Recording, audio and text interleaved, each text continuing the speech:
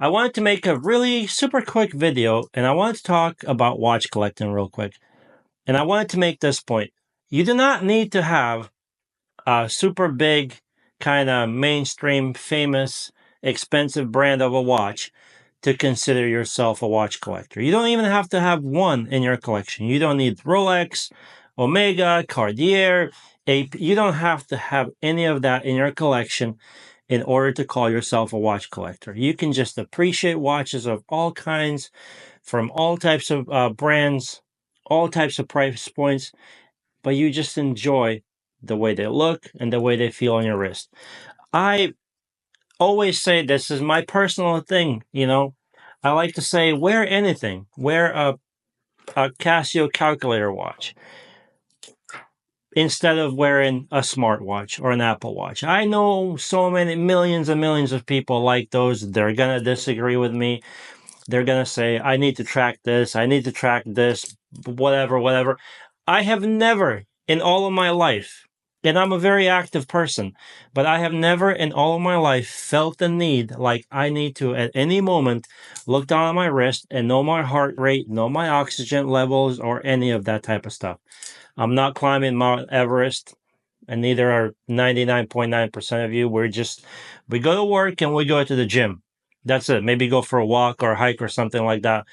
I've never felt the need like I need to look down on my watch and know that everything that's going on inside of my body. No, if I feel like I need to know that, I'm in kind of trouble and I'm going to my doctor. Counting calories, I also don't do that. Counting steps, I don't do any of that. Just go work out, eat fairly healthy, and you'll be okay. I promise. Anyway, this is not a fitness workout video, but I wanted to show you a couple of my favorite watches.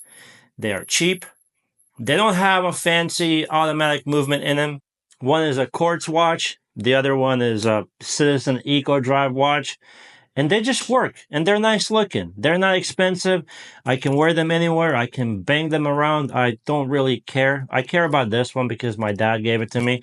But other than that, they're nice watches to just wear around the house. If you're working on your car or something that you're going to scratch up and really not care about. Like, then if I drop a dumbbell on this thing and it breaks, I'm only out $200.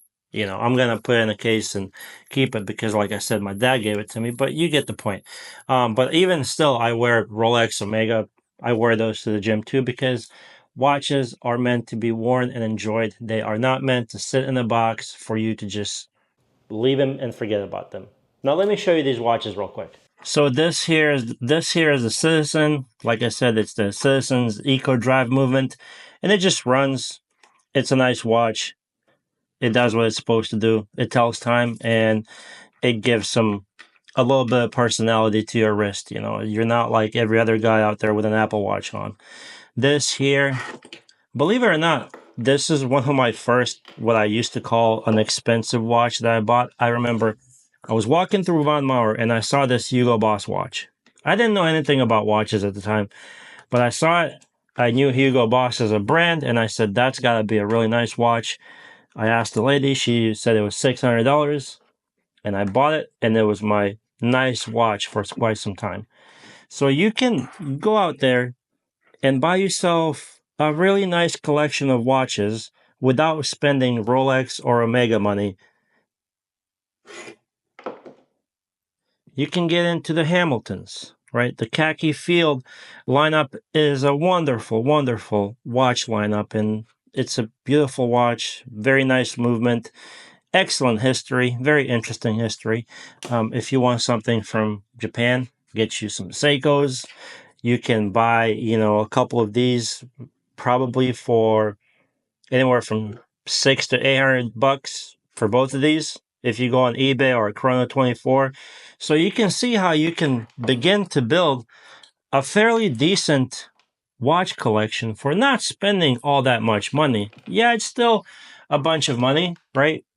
But in comparison to buying Rolex or buying Cartiers or buying, I think I'm saying that right. I'm not French though. I'm from Bosnia.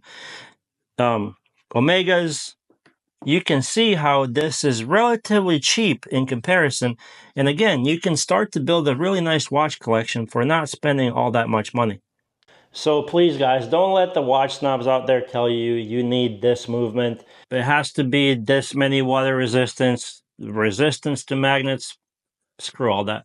You can wear a nice Citizen for 200 bucks and still add lots of personality to your wrist. I promise you. Again, you don't have to spend a ton of money to build yourself a really nice looking watch collection.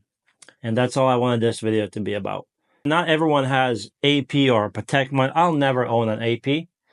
I don't think, maybe one day down the line, but I don't think I'm going to be in a position to spend, what's required to spend on a secondary hand market, like 30, 40, 50, $60,000 on a watch, because to me, that's just insane.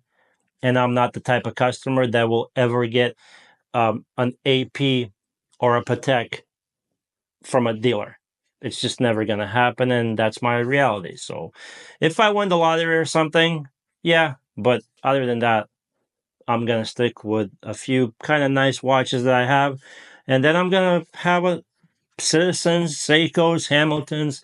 I have Tissot's, like stuff like that. Between, $3,000 to like $5,000 range, you can build such a great watch collection. And then, get your name on a list at a Rolex dealer or something. And if one or two come up your way and you can afford to, go ahead and buy them, because I don't think you can lose money should, it hit the fan. You could always sell your Rolex and get some money back in your pocket. And that's kind of a nice thing, a safe thing about buying a Rolex watch from an authorized dealer. Anyway, that's it for today. For all 10 of you guys who are going to watch this, I hope you got something out of this video.